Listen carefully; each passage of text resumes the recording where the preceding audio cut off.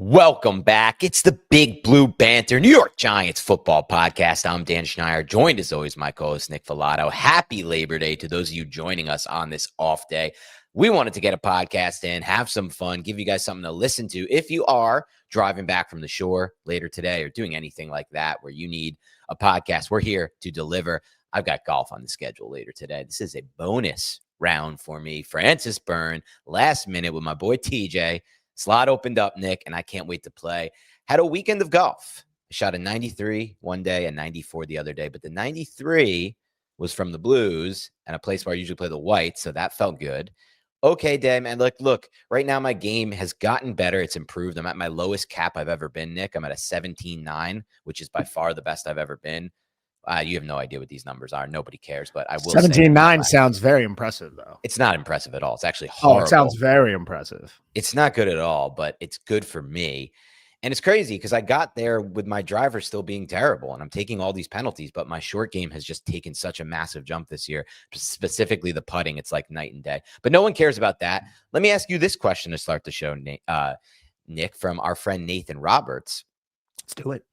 What Giants player or players, if two come to mind, over the last, let's say, 10 to 15 years, do you wish got second contracts that the Giants did not give?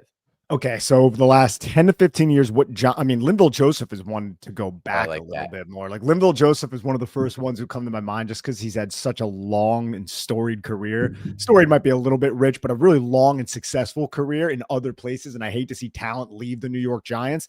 I mean, Odell did get a second contract. He did not work out. So that's the first one that popped into my mind. And I'm trying to think if I'm probably forgetting another one or neglecting to acknowledge it. Is there another really glaring one out there? For me, Xavier McKinney comes to mind.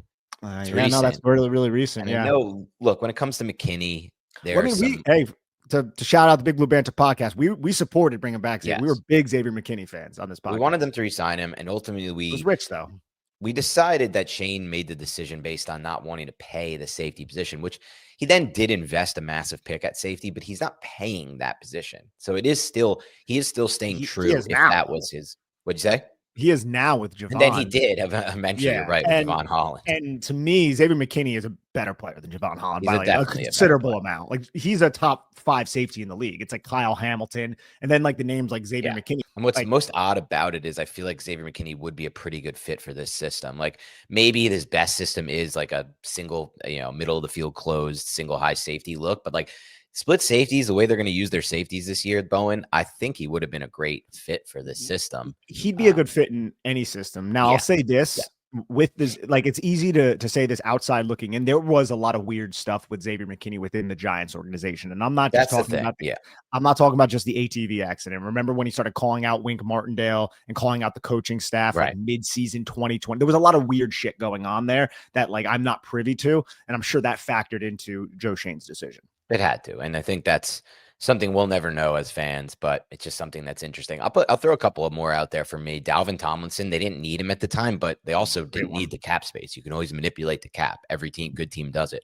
I would have just liked to have him on the interior. I don't even care if he's playing a full-time role. If we're paying him, doesn't matter. Just having extra bodies up there who are great players like Tomlinson would help this team at any point. Was Dalvin Tomlinson the first Big Blue Banter favorite player on the Giants that was not a like star? I think he was. Yes. Trying to think back to 2019 when we started this show. I mean, we would rave about Dalvin Tomlinson. He was so good on tape that the leverage he played with was so phenomenal. Trying to think if anyone would have like.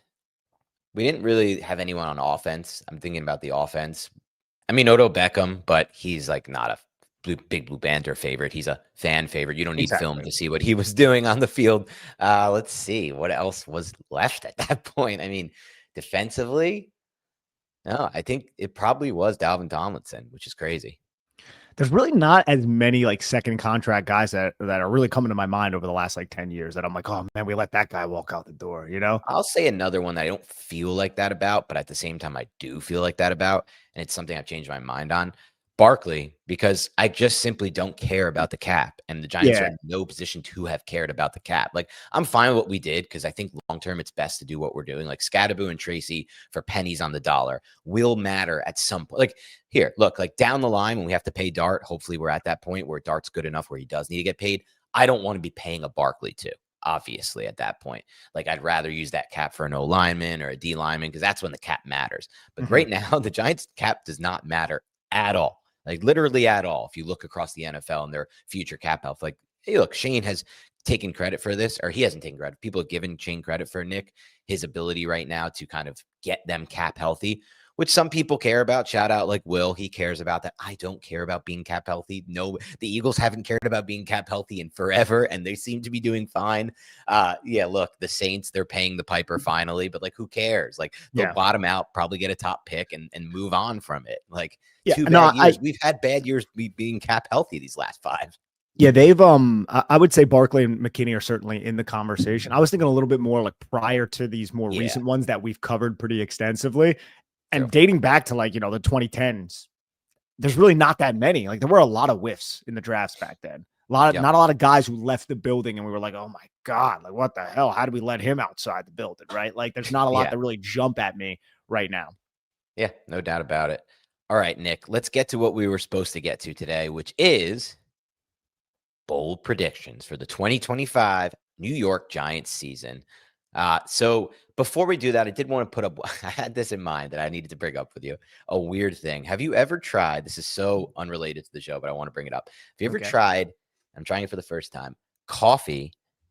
So I'm not a dairy guy. I don't do good with dairy. Coffee with Irish Gold butter in it. Kerrygold Irish butter in it. No, I have not. Incredible move. I'm doing it now on. So what do you do exactly? So I'm unfamiliar with this entire situation. Black coffee, instead of putting milk in it, and listeners, if you've done this before, let me know. Or if you think this is crazy, let me know. I just put 2 tablespoons of Kerrygold Irish butter in it. That good butter. That good yellow butter that you can buy. It's like more expensive at the grocery store, the Kerrygold. I do. Apparently it's all supposed to be good for you to do this, to put butter in your coffee, because it like gets your fat, like it starts burning, your metabolism going. It's partly that, but taste wise, it's freaking awesome, dude. Okay, that's something I might have to try. My body can process how dairy, weird this was. I needed to run by somebody, and now the audience as well. Just see how weird this was. Oh man, I can't wait to hear. Let's get back on track. Butter Dan over here. Butter Dan. All right, we're getting back on track though. We're going to start with bold predictions. Do you want to kick us off or should I kick us off? I'll kick us off. So, look, this one's not as like, I think this is a very bold prediction, but it's something Dan and I have alluded to for quite some time. And it's that the New York Giants will lead the league in sacks with 59 sacks. Now, the Giants have not led the league in sacks since I want to say 2007. And they didn't quite have 59. In 2024, the Broncos led the league with 63. Prior to that, in 2023, the Chiefs with 57, the Eagles had 70, almost beat the record in 2022, and I think the Steelers had 55 in 2021. So 59 sacks, that's a considerable amount of sacks. And I have it broken down like this. I think Brian Burns leads the team with 12.5, Abdul Carter with 12, Dexter with 9.5, and Kayvon Thibodeaux with a very respectable 8.5. So, and then the rest of the sacks will just be split among the linebackers, the safeties, and all the other ancillary pieces that the Giants have on their defensive front. So it will be a top heavy because the Giants have 4. And I think defenses are going to be put into this bind where they're like, I got to stop Abdul Carter. I got to stop Dexter Lawrence. And then Burns will feast off that. And Kayvon will feast off that. And it will be concentrated more so at the top. But I think the Giants, if their offense can stabilize, as we've said several times, this defense can eat and this defense can feast. And that can lead to them possibly getting 59 sacks and leading the league. So that's my bold prediction 1 is the Giants will lead the league in sacks. I love it. We've alluded to this a lot. And last year, the Giants through week 8, Nick, led the NFL in sacks without having any of the things you talked about. No Abdul Carter, not Kayvon Thibodeaux in another year into his career, not a healthy Brian Burns.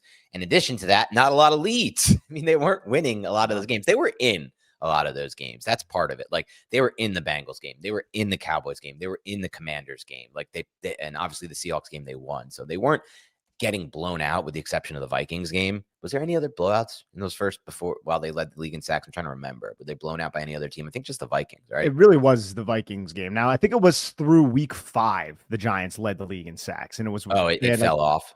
Yeah, well, it was I thought going into that Carolina 22. Game, they had 22 sacks in week 5, which led the league, and a lot of it was against the Browns, and some of it was against the Seahawks. And they were getting. I don't think did they even sack Jaden Daniels in week 2? No. And I think they had 1 sack on Sam Darnold, if I'm not mistaken. They had a tipped interception. I can't remember. Probably 1 sack. I think Dex got in there and tossed Sam Darnold to the ground. Maybe it was more than that, but still, like, that game was the Giants were really never in it. It looked pretty rough, even though they came up with an early fumble with the Drew Phillips on the sidelines, and it seemed like they had a lot of positive momentum, but the Giants offense could do nothing against Brian Flores and Minnesota. But yeah, so I think this is I still think this is bold, even though we have discussed it so much because of the upside of the Giants pass rush. But I mean, think about some of the pass rushes around the National Football League. You still have the Eagles, you still have the Steelers, the Chiefs will still be in that conversation. Like, so 59 sacks, I'd sign up for that any day of the week. Yeah, I think it's bold enough. Here's what we'll do. We'll have fun with this show. I'm going to put it on my bold meter, and on my bold meter, I'm only going to put it at a 4.6 on my bold meter. I'm not going to lie. More respectable than us, so it's nice. Yeah, more respectable than either of us, but even on our best day. But look, it's not that bold. It's bold. It's bold. The Giants shouldn't lead the NFL in sacks, but some people kind of feel like they might, and I think we're among those. I would give it more than that, and I know I'm biased, but just because the Giants have an over-under of 5.5 right now, according to Vegas, right? Like, that's low. And for a team to have an over under of 5.5 and then go ahead and lead the league in sacks, like that's a pretty. I wonder how many teams have led the league in sacks without more than 7 wins, let's say, or something like that. It probably not many, I have to imagine, because in order to sack a quarterback, you have to have it in front of me. Yeah. What is the let's see if Google can help me out. What is the fewest number of sacks? Fewest number of wins a team that led the NFL in sacks had. Let's see if that would even work with AI.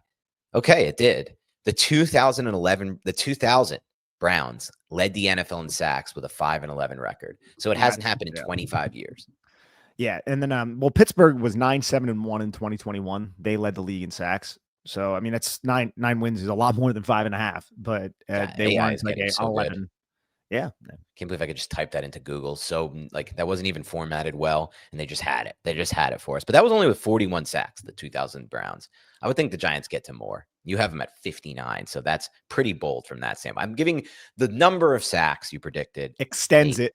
8.8 on the bold meter, but the rest of it's still a 4.6 for me.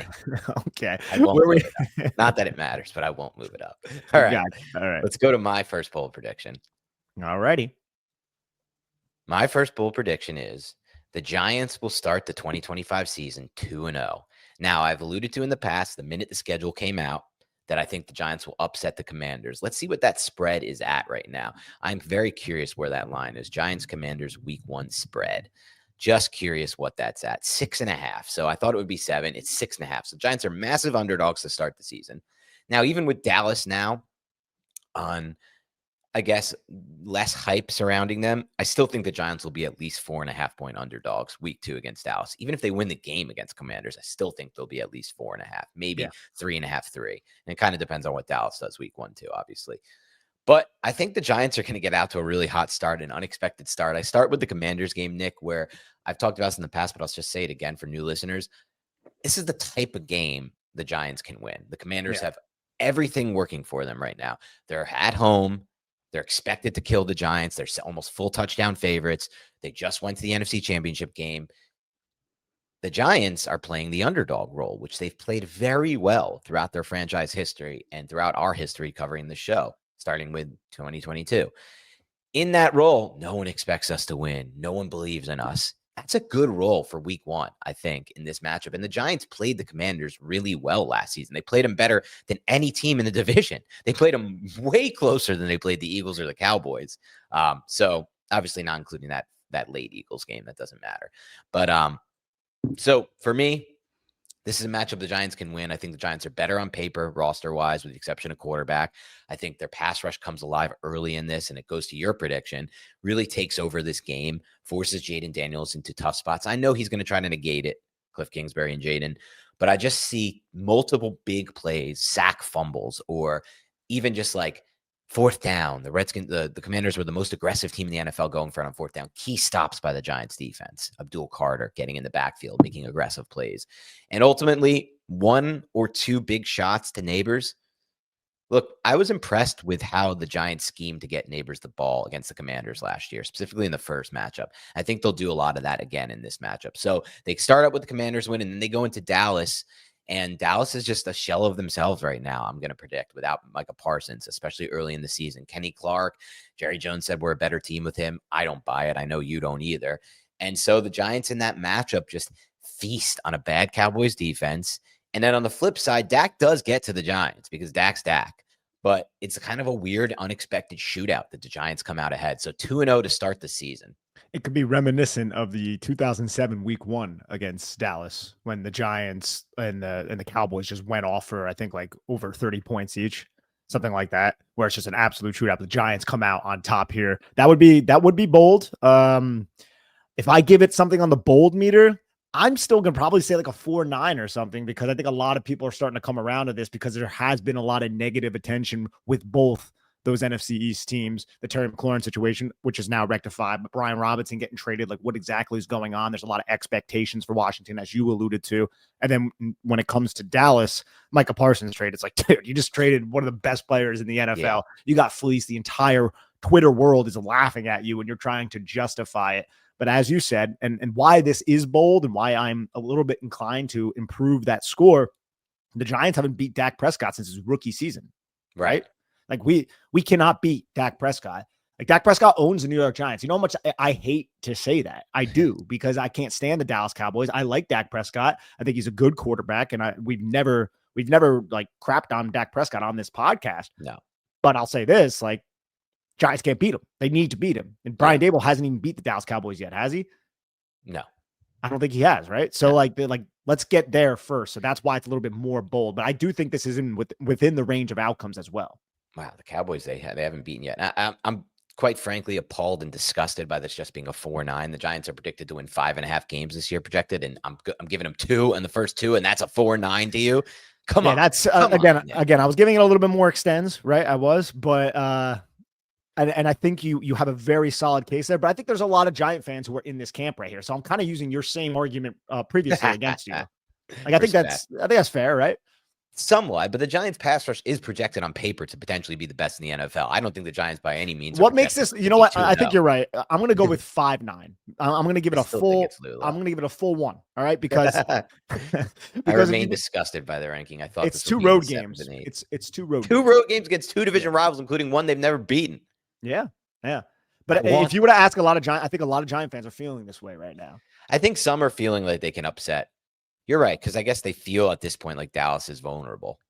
Yeah, exactly. Like it's more just kind of, it's trending in this direction, and you're kind of riding that trend, even though that trend I still feel is bold. It's bold, especially week 1. Like the Commanders were NFC championship team last year. Yeah, exactly. And Dallas could be in that conversation as well if they had Micah Parsons, like if Dak Prescott wasn't hurt all season last year, right? Right. Because that's how much like reverence we have for Dak Prescott and his skill set. And now it's just going to be Dak uncorking his arm the entire game because his defense is going to be the worst in this division. Yeah. And I do think even with our pass rush coming alive in week 1, in my prediction, Nick, it's going to be a struggle for our defense in week 2 with Pickens on the field. If they didn't have Pickens, I'd feel a little more confident that we can do something to take away their offense, but I don't think the pressure will matter as much with a player like Dak. Not to say it will with a player like Jaden. I just know the way that Cliff offense works. It's not really vertical at all. It's all horizontal. That's the whole scheme. It's beating you. What'd you say? Exactly. And it fits in perfectly from a chess match standpoint against what Shane Bowen wants to do. We saw that in week 2 last year. And it also fits in perfectly with what Cliff Kingsbury wants to do to mitigate the Giants pass rush. So it like Drew Phillips, Tay Banks, Paulson Adebo, the safeties, the linebackers. Big day for them. Big day for them. If they can rally, and Deebo Samuel fits in, like people aren't talking enough about that trade because Deebo has not looked like Deebo over the last year, but he fits in so well with what Cliff Kingsbury wants to do and what Jaden Daniels can do with the bubble screens and the quick hitters. And he's going to feast, or he's going to at least be primed to be fed in week 1 against the Giants. It's going to be on the Giants to rally and tackle him and force those 2nd and long and 3rd and long situations. Yeah, no doubt about it. All right, let's get to your next bold prediction. All right, my next bold prediction, and I don't think I'm going to get a great score with this, but we'll see, all right? My next bold prediction is this is a Theo Johnson breakout season. And what I mean by a breakout is he is going to go 777s. He's going to have north of 70 catches, north of 700 yards, and at least 7 touchdowns. And why I think this is bold, and I don't want to incorporate fantasy into this, but Theo Johnson isn't even basically getting drafted. And I think next year in fantasy football, to bring Dan's world into this as well, he's going to be like one of those top 6 tight ends that people are going to be talking about. Look, I don't think he'll have more receptions than Wan'Dale Robinson, so it would be bold to say that, but maybe I should just to add a little bit more bolster to this claim. Theo Johnson will be 2nd in every category receiving behind Malik Nabers. I think that's really rich because Wan'Dale's going to have his, but let's go with that to be extra bold. And that would put him top 8 in tight ends usually with receiving. Like last year, Sam Laporta had 726 receiving yards and 7 touchdowns. And I'm talking about that type of season for Theo Johnson in this offense and what that would do for the Giants offense overall if Malik Nabers is also healthy. Yeah, no, I mean, before your late edition, I was still going to give this like an 8.6, 8.8 on the bowl. You had a bad read on how I interpret this, but love it, after the late edition was 2nd on the team, which by the way, like I know you said, I don't think he's going to outproduce Wan'Dale from that standpoint. If he gets to 70 plus, I think he will. 700 plus at least, I think he will. Like I don't think the Giants are going to be passing for 44,000. Just catches is what I meant by the Wan'Dale thing. Okay. And I know Wan'Dale might not be as involved as he was last year because Daniel Jones isn't just like going to be checking it down every single time. So I don't know if he'll go north of 90 receptions, but I still think Wan'Dale will have his role on this team. He will have a role. I'm with you though, more so along the lines of like I'm not certain how big that role will be. It won't be last year's role. Obviously, we know that. But I'm giving this a 9.2 after the late edition. This was very bold. Strong. Yeah, I mean, look, like if you are right on this, Theo Johnson's the best pick in fantasy football, essentially. He's a breakout that you can get with their last round pick. And I haven't drafted Theo yet because there's so many tight ends I like late. And a lot of them are falling too. Like Jake Ferguson's falling to like round 10, 11. You can get Ferguson wherever the hell you want. You can get Kincaid wherever the hell you want, who I still have some hope in. You can get my boy, my favorite player at tight end position, Colston Loveland, at the last round pick. And everyone just assumes he'll have not enough of a role. Well, he was a top 10 pick for a reason, or top 11 pick for a reason. And his film was stunningly good, and that's with shit quarterback play. He could be like, I'm so excited for Colston Loveland in the NFL. I've talked to a few people who were at games on the field. One guy who was at games on the field last year, and they're like, this dude is so big and can move so well 100%. For his size. Like Warren's cool athlete too. He's like that, the classic like fullback H-back type, and he's a beast. Like I've seen him, make sick plays for Penn State. I think Loveland's the best tight end in this class for what the NFL, like for what will work in the NFL, especially in Ben Johnson's system, dude. Deep crossers and those intermediate routes and the mesh stuff. Like he's going to be awesome. We'll see how quickly it is. But anyway, this is not a fantasy show. I apologize. Super Bowl prediction by you. Let's get to my next one, which won't probably be as bold as that because I think that was very bold. Labor Day weekend always sneaks up on me. It's the unofficial end of summer, and for me, that means grilling. I love one last big cookout before football and tailgating season take over. And right now, Omaha Steaks sent me a box to try, and I've been enjoying it. They hooked me up with a variety of steaks, their filet mignon burgers, gourmet jumbo franks, boneless pork chops, air-chilled boneless chicken, and even caramel apple tartlets that just melt in your mouth. Delectable, delicious, and divine. The quality is unreal. Every steak is perfectly aged. The burgers are juicy. The franks are legit deli style. And those tartlets, dangerous. And the best part is the convenience. I can pull something out of the freezer and know it's going to be great without making a run to the store. Right now, Omaha Steaks is running their Labor Day sale. 50% off site-wide at omahasteaks.com. And our listeners get an extra $35 off with promo code BANTER at checkout. That's 50% off at omahasteaks.com plus an extra $35 off with promo code BANTER. See site for details. And again, massive thanks to Omaha Steaks for sponsoring the podcast and also sending me that amazing box of meat. Thank you. My next one it's a long-winded one. Suits me well.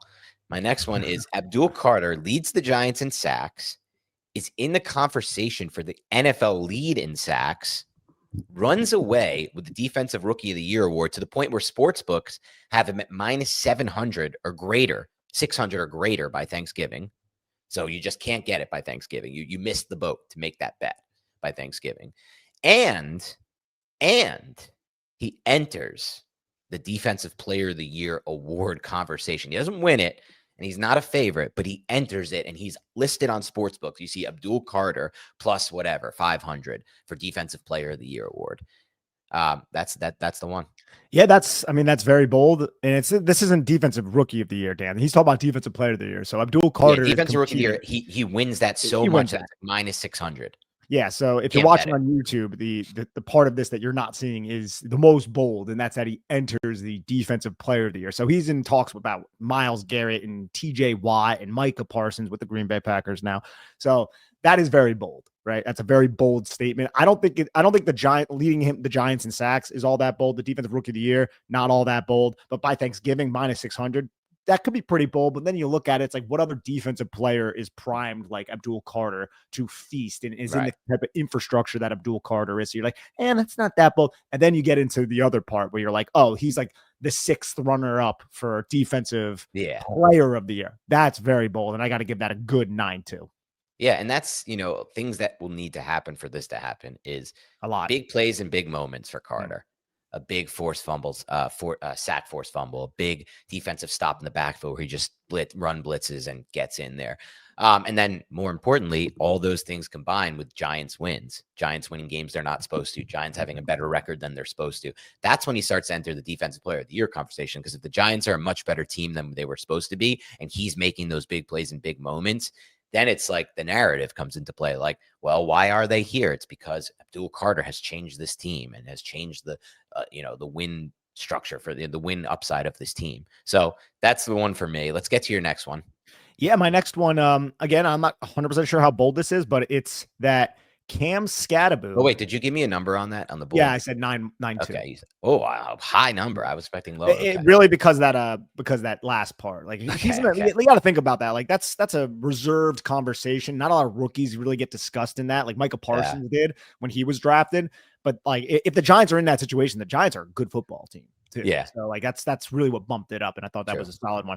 So this one is that Cam Skattebo will lead the Giants running backs in total touchdowns by the end of the season. I think it's going to take a while for this to build up. This is something that I think will look kind of silly by like week 5, but I think he's going to earn that short yardage back role by the end of the season, even by midseason. And he's also probably going to have like 2 receiving touchdowns, whereas like Tyrone Tracy Jr., whom I like, I think he's more so not going to have a massive role on the goal line. I think they'll give him some opportunities, but I think one of the reasons why they wanted to add a guy like Cam Skattebo was not just because of his attitude and because he is a really good 1B. It's because he's going to be more efficient on the goal line.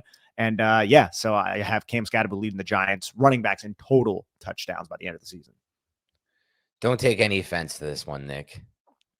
I have to give this a 4-1 just because I think he's probably, if you ask most Giants fans, they'd probably put, you have to decide right now who will lead the Giants in rushing touchdowns. They're probably going to put Skattebo. I would imagine, based on what we've seen with Tracy, him getting pulled around the goal line, some fumbles, him not scoring a lot of touchdowns last year. But Singletary can mix in and steal touchdowns too. Let's keep that in mind. But he's not going to lead it though. So it's like, not going to lead he might steal it from Tyrone Tracy Jr. Right. And that's what makes it, I think, like, I don't think this is an overly bold one. This was my last one that I came up with just to give me that extra one. So I'm in the same boat as you, but I also look at it like Cam Skattebo missed all of training camp. Right. He's played like 2 series in preseason. And if you look at it from a fantasy perspective, he's getting drafted I wouldn't say significantly far past where Tyrone Tracy Jr. is. Like this, Cam Skattebo's type of guy people are going to draft in fantasy, and I know this isn't a fantasy podcast, but it's still relevant to what I'm saying. And he'll be cut and he'll be cut on week 2 because he didn't have a big role. Yeah, and then like by the mid-season end of the season, you'll start to see him increasing in reps a little bit, get that goal line work, and then he'll be a valuable fantasy asset if the Giants are relevant down the stretch of the season. And that's just what we think, though. We don't know for sure, like if he's not going to have a big role in week 1. It depends how the Giants view where he's at, and I think health is obviously a big factor there, which we don't know anything about with Brian Daboll at coach. But also, just do they feel confident having him in all of their offensive packages, like from a mental standpoint? Because I still think he adds so much, man. Like in the red zone, I think he's by far and away the Giants' best option, not just because of that power and that low center of gravity and how he gets so low on his runs and he can do the jump cuts. It's mostly like, or a big part for me, the receiving. He's a much better option as a receiver in the backfield than anyone, I believe, or any of their options, to be quite frank. Which is surprising, but you're right, because Tyrone Tracy Jr.'s background was a former receiver. Yeah, I just think Skattebo's natural. Dude, that's the word I was just about to use, man. He's just a natural pass catcher, like in space. And it's like when he catches the football, it's graceful. It like hits his hands. You can tell it's soft. And then he's just automatically upfield. There's no like fumbling with the football or like ensuring that you can secure it. It's just in his hands and then he's north. And sometimes it's like you can see these things, at least in my mind, like when you're scouting players and trying to decide who's going to be good, from 1 or 2 reps. Like for me, it's 1 rep. It's that rep again in the playoff game where he's running a vertical route and he just looks so natural tracking the football over his shoulder. That's crazy. It's like, rep. Dude, that's a running back. I hate to say it, but I just don't think Tracy or Singletary runs that rep like that. I don't think that they run it and it doesn't look anywhere near the way it looked with Skattebo tracking that deep ball and having it come in. So that's just how I feel about Skattebo. I like the call, though, obviously, because I'm high on him, and I would love him to lead the Giants in touchdowns. All right, let's get to my next one. I may believe this one's a little bolder than you do, but hopefully you feel the same. We'll find out soon. And my next one is Russell Wilson starts all 17 games for the New York Giants in 2025. What would have to happen here for this to happen, which is why I think it's bold? The Giants would, A, have to be winning a lot of games for him to be playing. B, he would have to be playing well, too. C, I think every Giants fan that I've talked to in passing, there's excitement. So I'm talking to more fans and random people about the Giants, which I love, Nick, because to me, that means as long as they can hold their end of the bargain and be pretty competitive, we're going to get more eyeballs and ears on this podcast this year. Because I have people who don't really care about the Giants talking about Giants to me. They're all like, when is Jaxson Dart going to start? Everyone asks me the same question. Like, when will I see Dart? When will I see Dart? When is it going to happen? And I think the expectation among fans is Dart will play this year at some point. Some people think it's going to be earlier or sooner than later. And in this prediction for me, the Giants start 2-0. They get off to a hot start. They're a surprise team. They're in the playoff race through the entire year, and Russell Wilson starts all 17. I love that you're building a bold prediction sandwich, like a club sandwich right here. It's all part of a big narrative that has to add up and be together, and they have to fit together. No, this is bold, man. This is bold because you also got to factor in this is a 36-year-old quarterback who might not have his starting left tackle, and he has to be healthy. True. I got to give this a good 9-5, man. Like this is nice. This is a bold prediction. I think ideally the Giants would love for Russell because again, it means they're winning games. But the Giants have projected the toughest schedule in the NFL. This is a 36-year-old quarterback who's not that mobile. He might not have his left tackle, and they have a rookie who the coach is in love with. So for this guy to start every single game, I think a lot of things have to go well for not just Russell Wilson, but the Giants in general.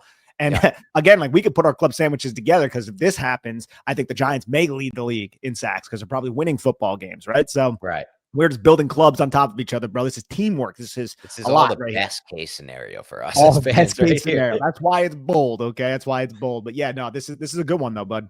So did you say that was your last one? Or do you have one more you want to get in there? I have 3 more actually. Oh, you have 3. What did you mean that was the last one then?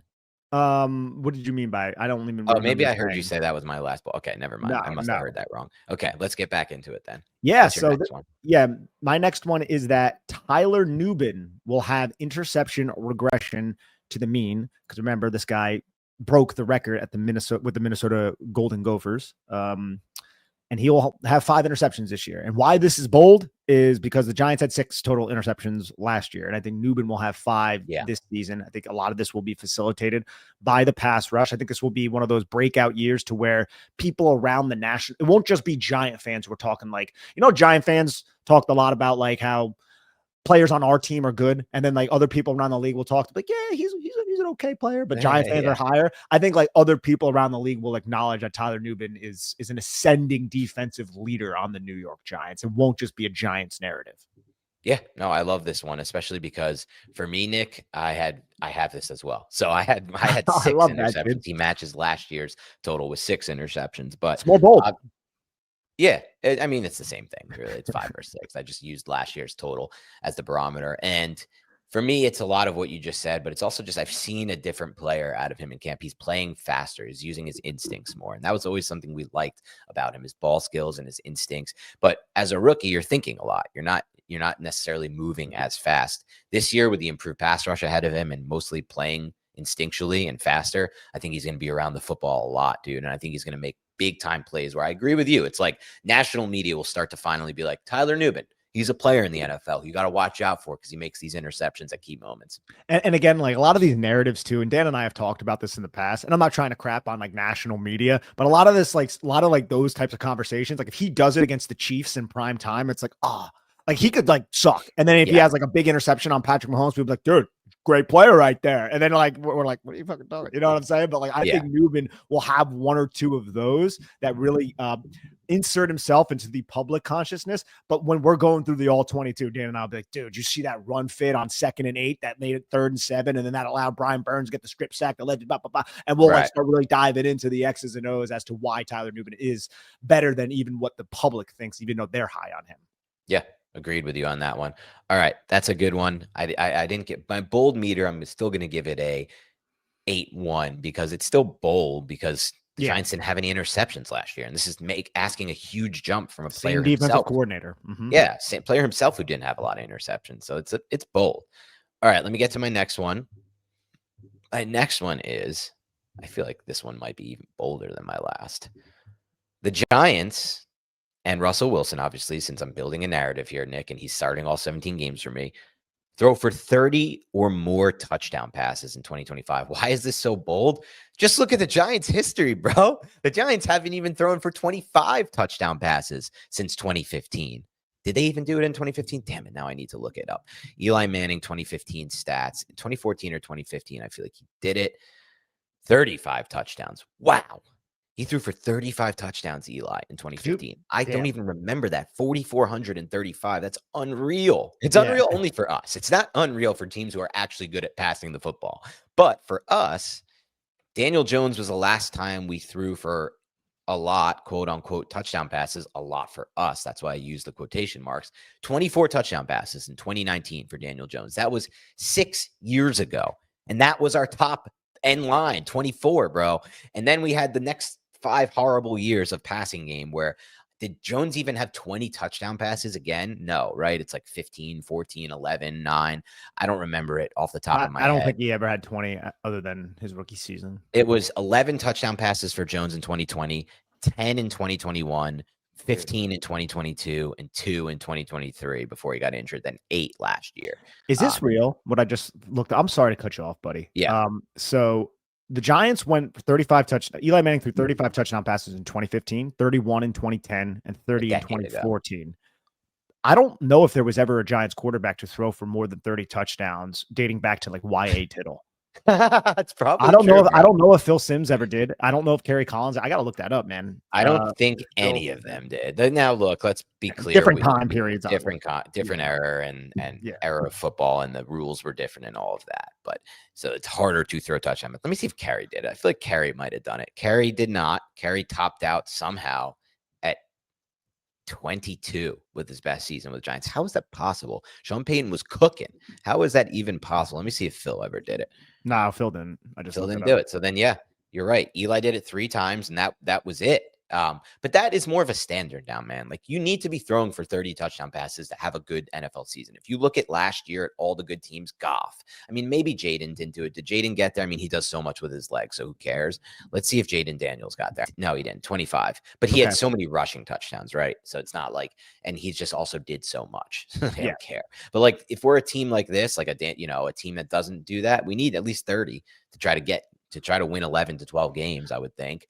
And so that's the bold prediction. The Giants are going to win. And Russ has not done that since 2020. He threw 40 It was 40-13 with the Seahawks in 2020, and the 3 previous seasons he went north of 30. He did it also in 2015. So those are the only times he's done it. So he's done it 5 times, once one over 40. Last year, you could say, like, would he have done that if he started the whole season? He played 11 games and had 16, so it's possible. But again, it like he finished the season pretty poorly down the stretch last year with the Pittsburgh Steelers. So this is really bold, man. I gotta go. This is a strong, like, 9-5. Like this is a bold one. He did have 26 touchdown passes. Could be just a full 10. Full 10. This is up there. He did have 26 touchdown passes in 2023. So he's not that far removed from being close to it. And he had that 4-year stretch of it from 2017 to 2020. He's a lot older than that. My prediction, though, is based on a few things. One, it's based on that I think, possibly speaking, Brian Daboll could be the best schematic fit he's ever had for his skill set in the NFL, his ability to attack vertically.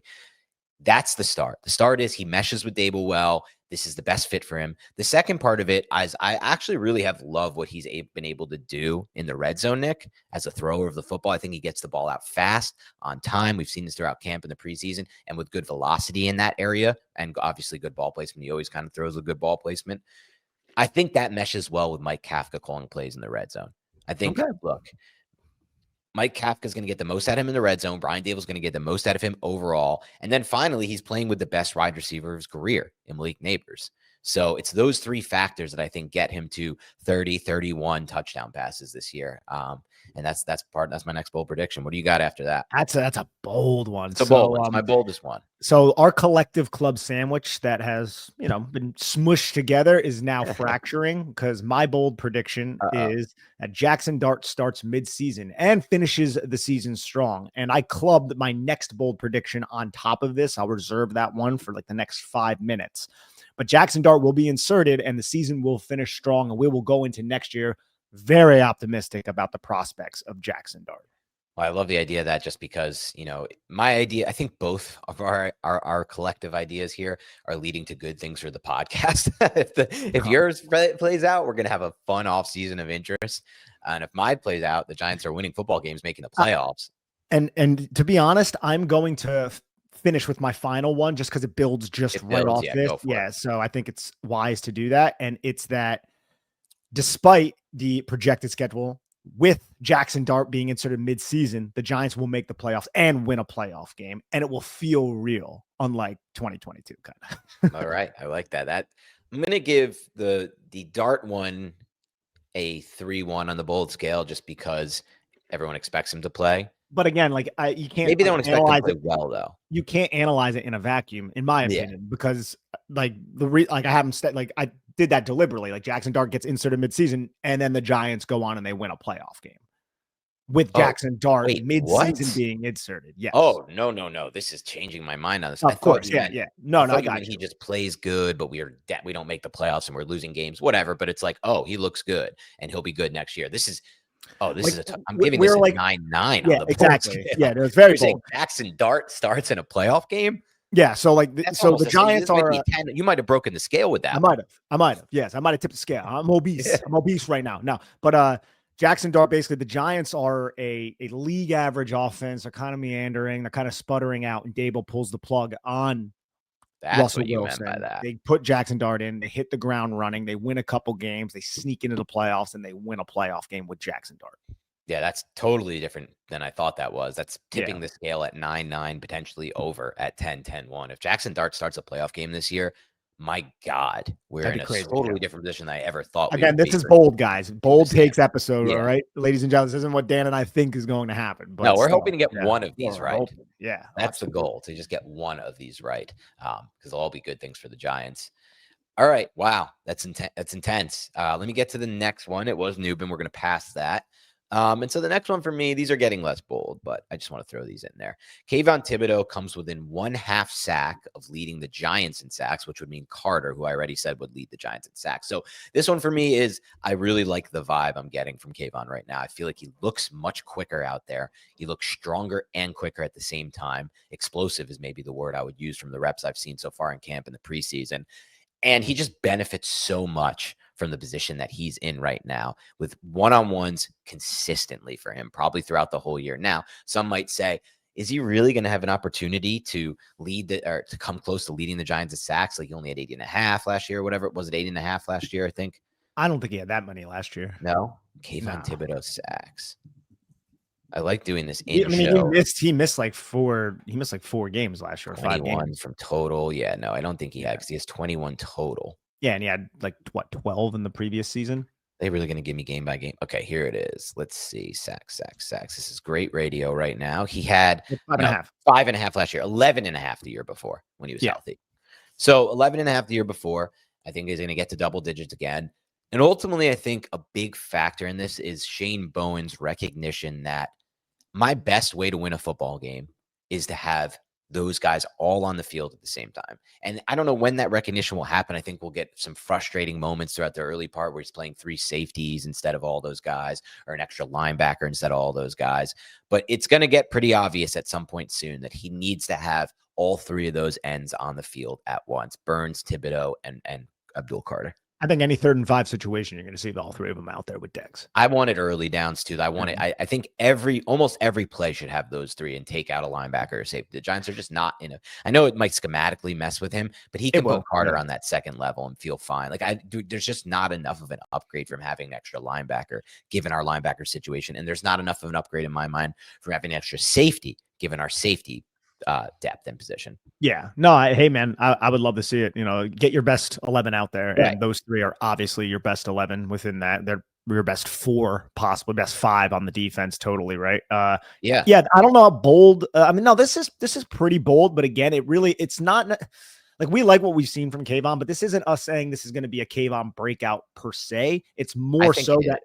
Okay, so you're saying more so that. So you think he's going to so it's more of a Kayvon breakout. So the way I interpret best season in the NFL for him. Okay. But I think a lot of that is due to the what's external of him and what's within the Giants roster. It's more so how the offense is going to play the Giants, and Kayvon will take advantage of those situations. He's good enough to take advantage of those situations because teams are going to be paying attention to Carter and Dexter Lawrence and Brian Burns. And then Kayvon is an excellent 4 to have, like one of the best 4s that you can have in a pass rush rotation. But it's not that Kayvon is necessarily becoming like an Abdul Carter or a Brian. He's still Kayvon. He's better. And I'm not trying to devalue what he's doing, but it's just him taking advantage of the situation rather than him being able to defeat these double teams and be the player that we thought he was when the Giants drafted him. Is that fair to say? I know that sounds negative, but yeah. It is what it is. I mean, it sounds negative, but I think we know that now. We've had enough tape. He's not going to be a Carter. He's a good player. He's a good player. Yeah. He's definitely a good player. But with that said, I think this is still bold because the Giants have a lot of pass rushers. Yeah. I'd say probably like a 6-2 bold. That's fair. It shouldn't be higher than that because he still has a good chance to be second in sacks on the team. What else you got, Nick? That's all the ones I have because I stacked those 2 on top of each other. So I know you have my final ones here. Yeah, I've got a couple. I got the first one is not bold, or maybe it's not bold, but it'll be the first time he's done it in his tenure.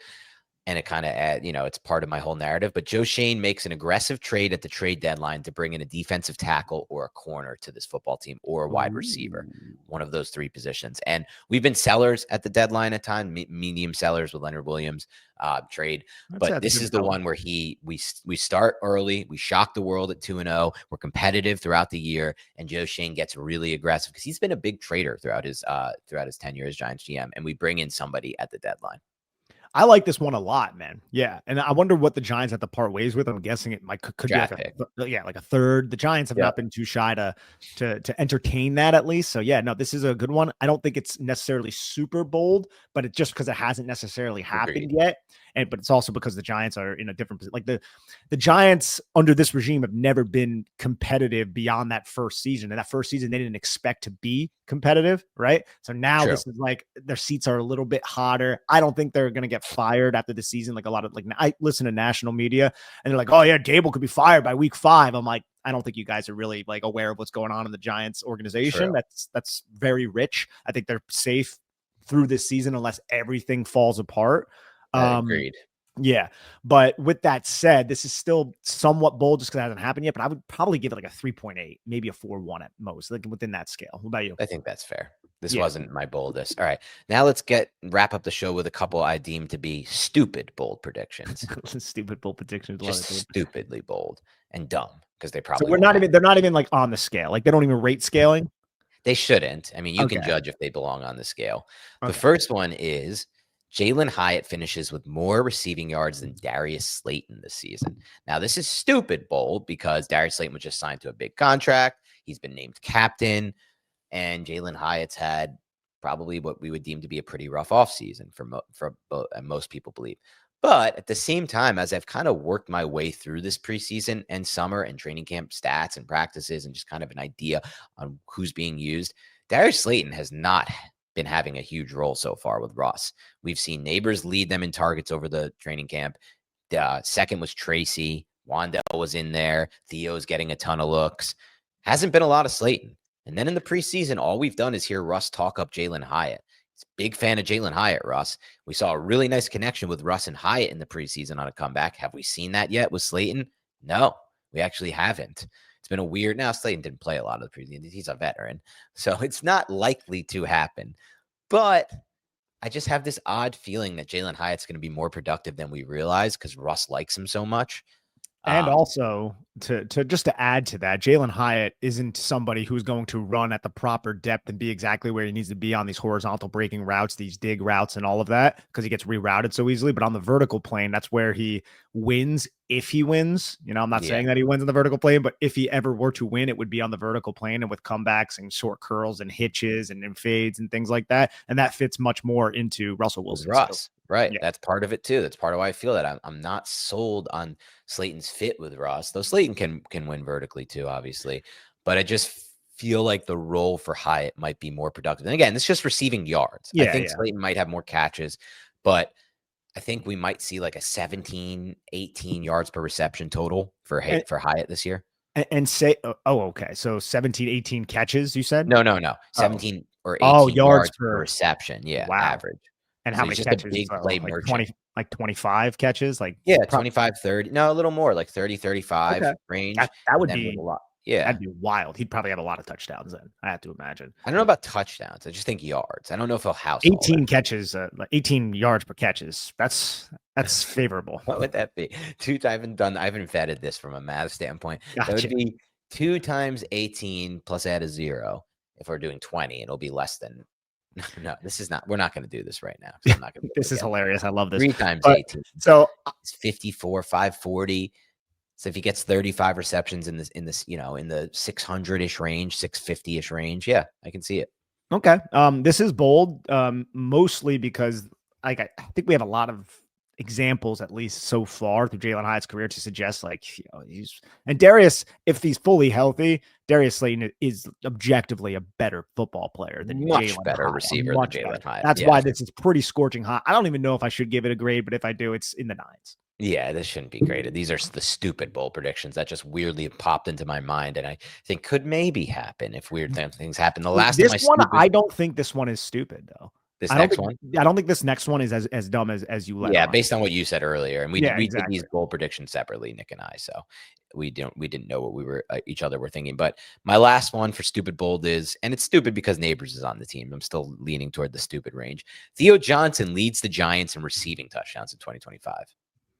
Yeah, look, I mean, I think it could happen. A lot of teams are going to be focusing on Malik Neighbors in the red zone, and again, that's going to lead to you have a 6'6", 270-pound dude who's going to chip and then release, and Russell Wilson's quick to get to those checkdowns, and I think he'll be a red zone target. The Giants love him. There's going to be plays designed for him. So if the defense is eliminating Malik Neighbors, you have Wandell underneath. Theo Johnson's a much bigger target than a Wandell Robinson when it matters. And Russell Wilson isn't the biggest guy to see everybody. So he'll see a 6'6" monster out there.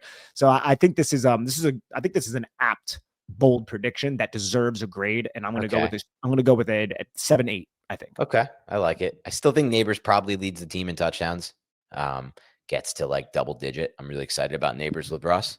But so just with the Jalen Hyatt point, I want to circle back to bring this up. So you're saying he'd basically be like a Keon Coleman for the Bills last year? Yeah, that's probably right. What did Coleman finish with? He averaged, I think, like 18.1 yards per catch. Is that what it was? I think that's the type of player I think he'll in this bold prediction he might have.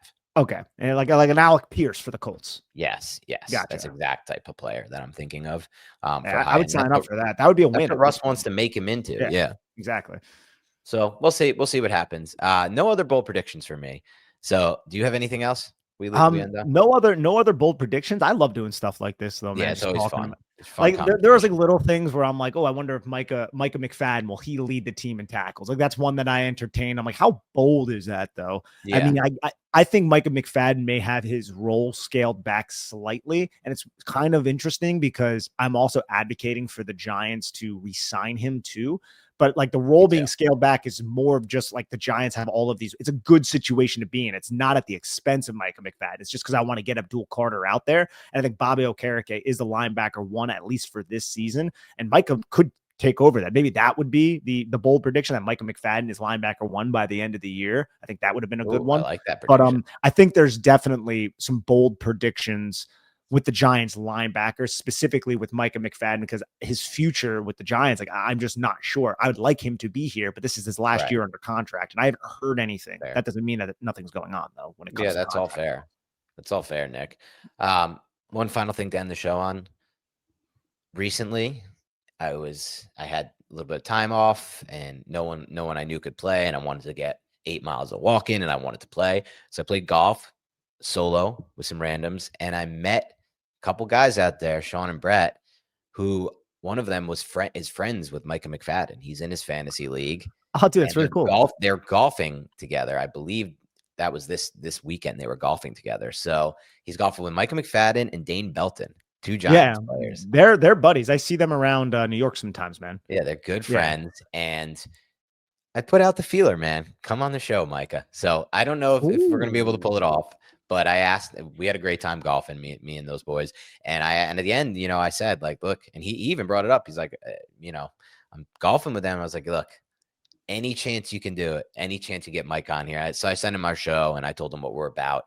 Show that we had, Bellinger on. We break down tape with the players. We do that type of stuff. Hopefully that's something that could appeal to Micah McFadden. We're big fans of Mike on the show. We've touted him throughout the show's history on film and in general. So we'll see if that happens, Nick. But if it does, you can never again shit on golf. And that goes for all of you listening to my golf talk. If I, through golf, am able to make a connection and network to get Micah McFadden on this show and or Dane Belton, none of you can ever say another word about golf.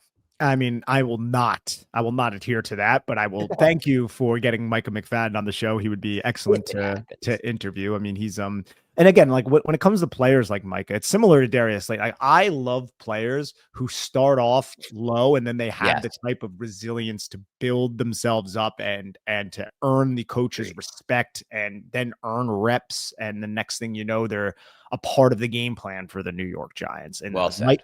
Micah is a great example of that, as is Darius Slayton with this specific coaching staff. Completely agree.